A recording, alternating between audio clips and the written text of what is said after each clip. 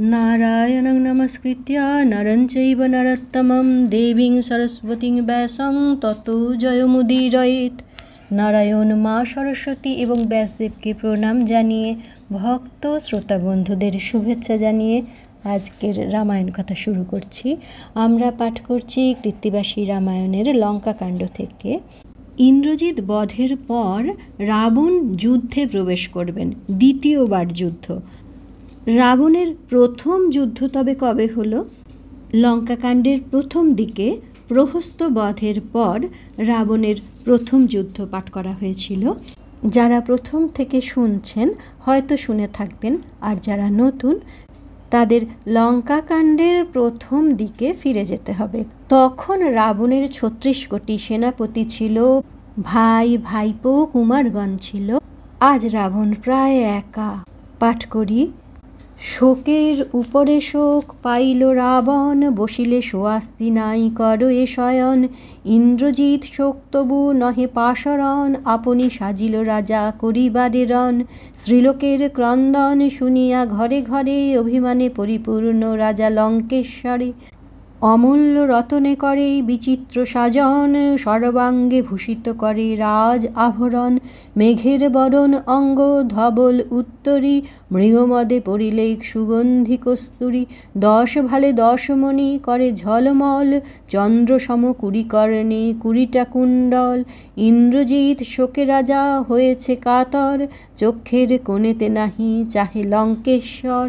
ধনুর্বাণ লয়ে রাবণ যায় মহাক্রোধে, রানী মন্দোদরী আসি পশ্চাতে বিরোধে। আপনার দোষে রাজা কইলে বংশনাশ, রামের সীতারামে দেহ থাকুক গৃহবাস। মন্দোদরী পানে রাজা ফিরিয়ে না চায়, মৃত্যুকালে রোগী যেন ঔষধ না খায়। নিকট মরণ তার কি করে ঔষধে, না রহে রাবণ মন্দোদরীর প্রবোধে। স্বামী প্রদক্ষিণ করি পড়িল মঙ্গল, মন্দোদরী চক্ষে জল করে ছল ছল। বৃহন্দের বহির্গত হইল রাজন, রথ লয়ে সারথি যোগায় ততক্ষণ। আমরা মন্দোদরীর কথা যত পড়ি আশ্চর্য হই, আর ভাবি পঞ্চকন্যার মধ্যে মন্দোদরীর নাম কেন করা হয়। মন্দোদরীর সমস্ত কথা উপেক্ষা করে রাবণ আজ চলেছেন যুদ্ধে। এখানে বৃহন্দের অর্থ মহল। প্রাসাদের বাইরে যুদ্ধরথ তৈরি রয়েছে। কনক রচিত রথ, সুবর্ণের চাকা, রথের উপরে শোভে নেতের পতাকা। বিচিত্র নির্মাণ রথ, অষ্টঘোড়া বহে, রথের উপরে উঠে দশানন কহে। ধনুক ধরিতে লঙ্কায় যে যে বীর জানে, ছোট বড় সাজিয়া আসু কুমোর শনে। ইন্দ্রজিৎ পরে রণে বীর চূড়ামণি, আর কারে পাঠাইব যাইব আপনি। পদ্মকোটি ঠাট ছিল লঙ্কার ভিতর, সাজিল রাবণ সঙ্গে করিতে সমর। পশ্চিম দুয়ারে আছেন শ্রীরাম লক্ষণ, যুঝিবারে সেই দ্বারে গেলেন রাবণ। দাণ্ডায়েছে রাবণ ধনুকে দিয়া চড়া, বায়ুবেগে সারথি চালায় দিল ঘোড়া। সিংহনাদ ছাড়ি রণে প্রবেশে রাবণ, ভঙ্গ দিয়া পলায় যতে কপিগণ। গন্ধমাদন সেনাপতি হইল আগুয়ান, বিমুখ করিল রাবণ মেরে পঞ্চবাণ। নীল বানরে দশানন দেখিয়া সম্মুখে, 30 বাণ বিন্ধিলেক নীল বীর বুকে। 30 বাণে পড়িল কুমুদ মহাবীর, 9 বাণে বিন্ধে জাম্বুবাণের শরীর। গয়ে গবাক্ষে বিন্ধিলেক 10 বাণে, 200 বাণে বিন্ধে বীর হনুমানে। 80 গোটা বাণ খেয়ে অঙ্গদ পড়িল, 15 বাণে বীর সুসেনে বিন্ধিল। বানর কটক পড়ে নাহি লেখা জোখা, পড়িল বানর যত নাহি তার সংখ্যা। সারথিরে আজ্ঞা দিল রাজা দশানন, পশুর সঙ্গেতে যুদ্ধ নাহি প্রয়োজন। রথ লহ রাম আর লক্ষণের কাছে, সে উভয়ে মারিয়ে বানর মারি পিছে। রাবণের আজ্ঞা পেয়ে সারথি সত্তর, চালাইয়া দিল রথ রামের গোচর। রথখান আসে যেন বিদ্যুৎ চমকে, লক্ষ লক্ষ স্বর্ণ ঘণ্টা বাজে চারিদিকে। রথের শব্দেতে কপি পলায় লাখে লাখে, পার্বতীয় পাখি যেন উড়ে ঝাঁকে ঝাঁকে। হাতে ধনু রাবণ গেল রামের সম্মুখে, বৈকুণ্ঠের নাথ রাম দশানন দেখে। দক্ষিণে অক্ষয় তূণ, বামেতে কোদণ্ড, বিষ্ণু অবতার রাম সুবাহু প্রচণ্ড। সুন্দর নাসিকা রামের চৌরস কপাল, ফলমূল খান তবু বিক্রমে বিশাল। সুন্দর ধনুক বাণ বিচিত্র গঠন, রামের শরীরে রাবণ দেখে ত্রিভুবন। শ্রীরামের সর্ব অঙ্গ নিরখিয়া দেখে, পর্বত সমুদ্র সর্প দেখে লাখে লাখে। মনে মনে চিন্তা করে রাজা দশানন, একান্ত জানিন রাম দেব নারায়ণ। যদিচ রামের হাতে হয় তো মরণ, একান্ত বৈকুণ্ঠে যাব না যায় খণ্ডন। বিরস হইয়ে কেন হইব বিমুখ, রামের সম্মুখে গেল পাতিয়া ধনুক। জয় বিজয়ের গল্প কি জানা আছে? স্বর্গের দুই দ্বারী যারা বৈকুণ্ঠে লক্ষ্মীনারায়ণের বিশ্রামের সময় পাহারা দিচ্ছিলেন, এমন সময় সনকাদি কয়েকজন মুনি এলেন। তারা বিষ্ণু নারায়ণের সঙ্গে সাক্ষাৎ করতে চান, কিন্তু জয় বিজয় কোনো মতেই যেতে দিতে পারেন না ভিতরে।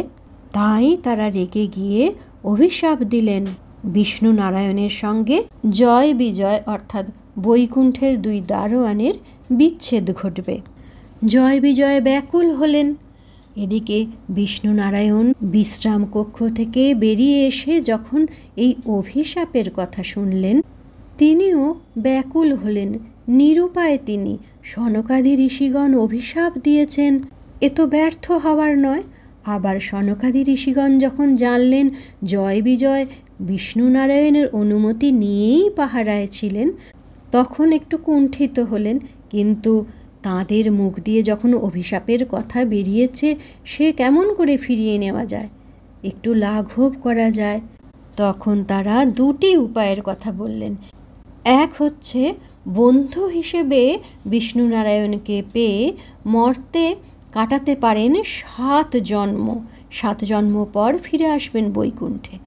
আর 3 জন্মে বৈকুণ্ঠে ফিরে আসতে পারেন, সেখানে বিষ্ণু নারায়ণের সঙ্গে থাকবে শত্রুতার সম্পর্ক। এতদিন বৈকুণ্ঠ ছেড়ে থাকা যায়, তাই শত্রুতার সম্পর্ক হলেও তাড়াতাড়ি ফিরে আসবেন বৈকুণ্ঠে লক্ষ্মীনারায়ণের কাছে। মুশকিল হলো এটাই, বিষ্ণু নারায়ণকেও মর্তে আসতে হলো, আর মা লক্ষ্মী তিনি একলা বৈকুণ্ঠে কী করে থাকবেন, তাঁকেও আসতে হলো। জয় বিজয় সত্যযুগে হিরণ্যাক্ষ এবং হিরণ্যকশিপু, ত্রেতা যুগে রাবণ এবং কুম্ভকর্ণ, আর দাপরে শিশুপাল ও দন্তবক্র হয়ে জন্মগ্রহণ করলেন। আমরা পাঠ করছি রাবণ কুম্ভকর্ণের কথা। রাবণের দিন ঘনিয়ে এসেছে। রাবণ তাই বিষ্ণু নারায়ণকে চিনতে পারলেন। রামের শরীরে ত্রিভুবন দর্শন করলেন, যেন বিশ্বরূপ। এমন দর্শন করেছিলেন তরণী সেন। রাবণ বুঝতে পারলেন যে রামের হাতে যদি মরণ হয়, একান্ত বৈকুণ্ঠে গমন করব। দ্বিতীয়বার যুদ্ধে এসে যখন পরপর নীল, নল, গয়, গবাক্ষ, অঙ্গদ সকলকে বাণে জর্জরিত করছেন, তখনও বলছেন পশুর সঙ্গে যুদ্ধের কি প্রয়োজন, রাম লক্ষণের কাছে আগে রথ নিয়ে চলো। তারপর যখন রামচন্দ্র সম্মুখে এলেন, মুহূর্তের জন্য দেখতে পেলেন বিশ্বরূপ। এখন আর বিরস হয়ে বিমুখ হওয়ার কোনো কিছুই নেই। ঘোরতর যুদ্ধ না হলে তার বৈকুণ্ঠে গমন করা হবে না। শুরু হয়ে গেল প্রবল যুদ্ধ। পরের দিন পাঠ করব লক্ষণের শক্তিশালী অংশ। আজকের রামায়ণ কথার এখানেই বিশ্রাম। रामाय रामचन्द्राय रामभद्राय वेधसे रघुनाथाय नाथाय सीताया पतये नमः।